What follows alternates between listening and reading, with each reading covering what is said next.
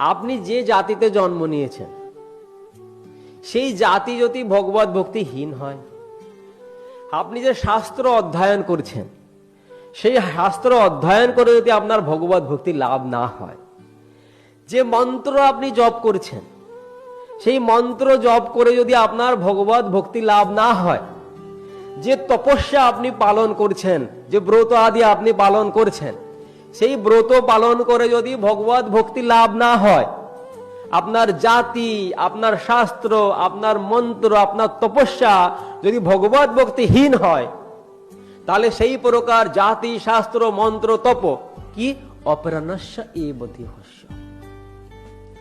প্রাণহীন একটা দেহকে সুন্দর করে সাজসজ্জা দিয়ে অলংকার দিয়ে সাজানোর মতো সাজিয়ে যেমন কোনো লাভ নেই, আছে? একটা মৃত দেহকে যদি ধরে আপনি সুন্দর করে যশোরা জুয়েলার্স থেকে সুন্দর করে শাড়ি কিনে, জুয়েলারি কিনে যদি আপনি সাজান, তাহলে তার কি লাভ আছে বলুন? আছে লাভ? কিছুই লাভ নেই। সেটা কি? মুন্ডনাম লোকরঞ্জনাম, শুধুমাত্র লোকরঞ্জনই মাত্র, সেটাতে কোনো বাস্তব ক্ষেত্রে কোনো লাভ নেই।